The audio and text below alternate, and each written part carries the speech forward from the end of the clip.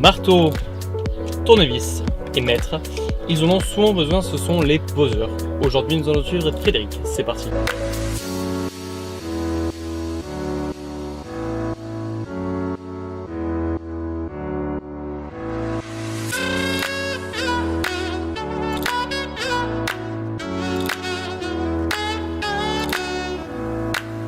Bonjour à toutes et à tous, bienvenue dans ce nouvel épisode de Un jour avec. Aujourd'hui nous sommes avec Frédéric qui est poseur depuis 25 ans.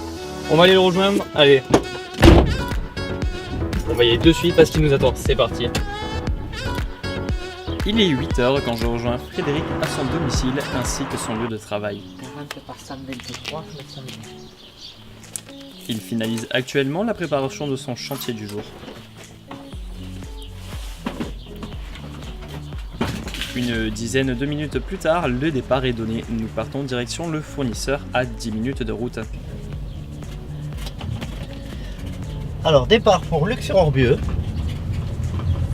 pose d'une porte d'entrée. On va aller la chercher chez le fournisseur.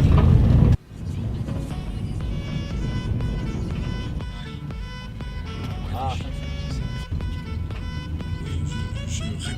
10 minutes plus tard, nous arrivons à l'entrepôt du fournisseur. Quelques papiers à signer et une porte ramenée du dépôt plus tard. Frédéric charge la porte sur la galerie de son camion.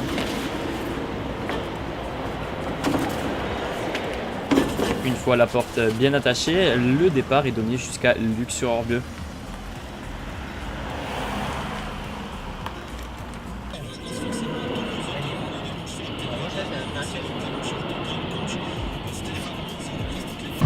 Allez, merci.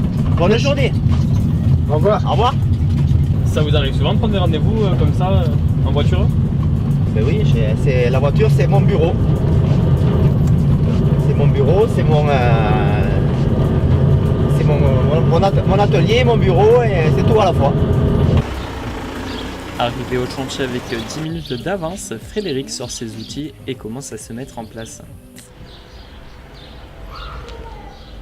Première étape, déplacer les meubles gênants. Seconde étape, enlever l'ancienne porte, qui va ensuite être remplacée par la nouvelle porte.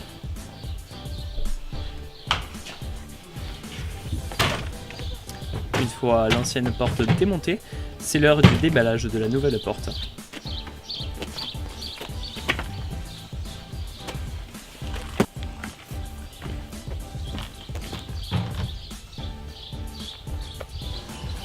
La porte enfin dégondée de son cadre, Frédéric emmène le cadre sur l'emplacement de l'ancienne porte.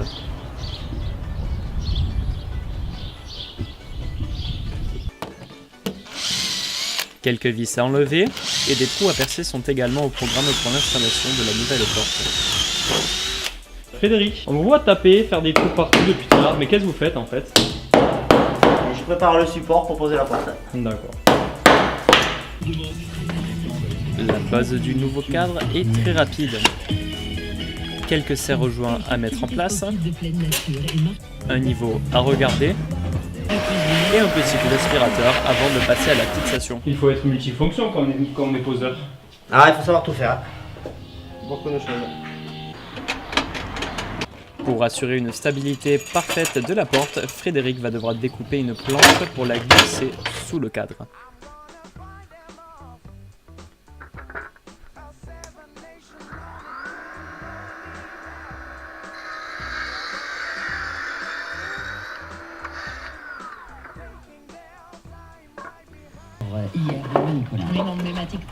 Une fois la planche sciée au millimètre près, il la glisse sous le cadre de la porte.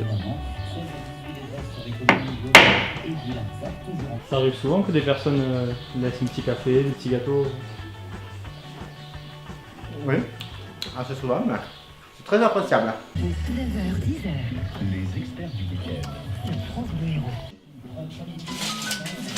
Pour que la porte soit belle et bien finie, le poseur va mettre en place des caches sur les côtés de la porte.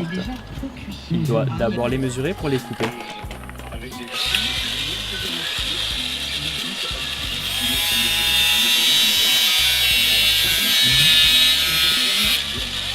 Alors là, Frédéric, il est 10h20, ça fait un peu plus d'une heure qu'on est là. Est-ce que vous êtes loin d'avoir fini?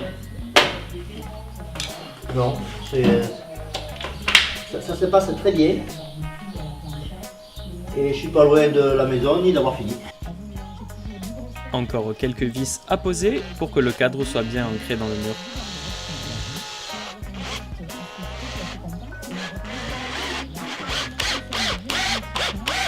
Une fois le cadre bien fixé, Frédéric va préparer la porte.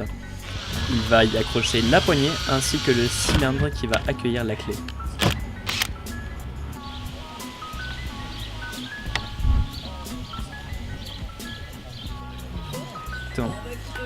La porte étant compliquée à poser, j'arrive en aide à Frédéric pour la mettre en place correctement.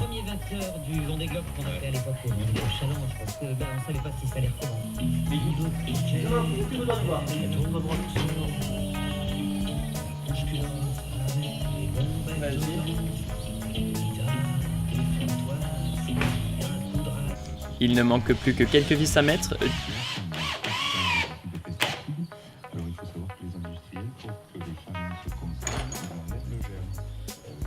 Du silicone à déposer et des caches à poser et la porte est prête.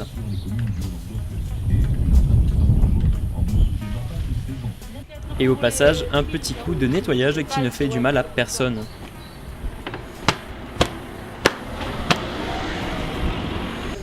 Il est 12h30 quand la porte est enfin posée.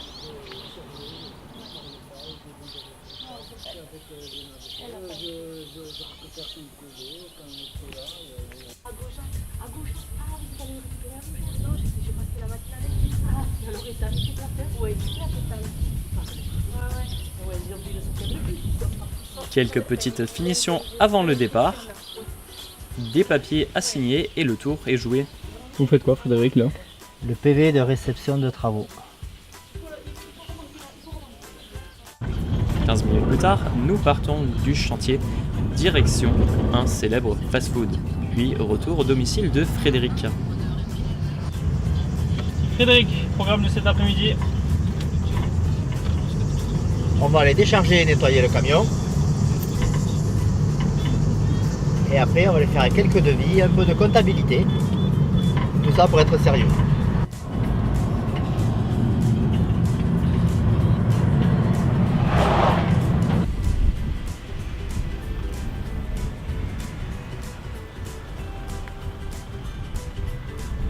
Il est 13h40 quand nous arrivons au domicile de Frédéric. Ayant rien de passionnant à filmer l'après-midi, je décide de finir ma journée de tournage. Quelle étude as-tu faite? J'ai pas de diplôme, je suis autodidacte dans mon travail. J'apprends mon métier sur le terrain. Quand tu étais plus jeune, tu pensais faire quoi comme métier? Mais c'était cuisinier, pompier ou pilote d'hélicoptère. Quelles sont les qualités personnelles requises pour exercer ton métier? Eh bien, il faut être rigoureux, méticuleux, aimer le travail manuel et surtout ne pas avoir peur de tout ce qui est physique. La question fatidique, es-tu bien payé? Je me verse un salaire en fonction du travail que je fais. Donc du coup, vu que tu es poseur, tu dois te déplacer. Combien de kilomètres parcours-tu chaque semaine, chaque mois? J'ai un secteur géographique très varié, très vaste. Les kilomètres ne me font pas peur, donc je vais travailler où il y a du travail. Donc du coup, vu que tu es ton propre patron, tu n'as pas d'horaire régulier, c'est pas que tu fais... Je me gère mon planning et mon temps de travail. Je suis organisé technologiquement. J'ai tout ce qu'il faut au niveau high-tech pour faire les devis et facturer chez mes clients.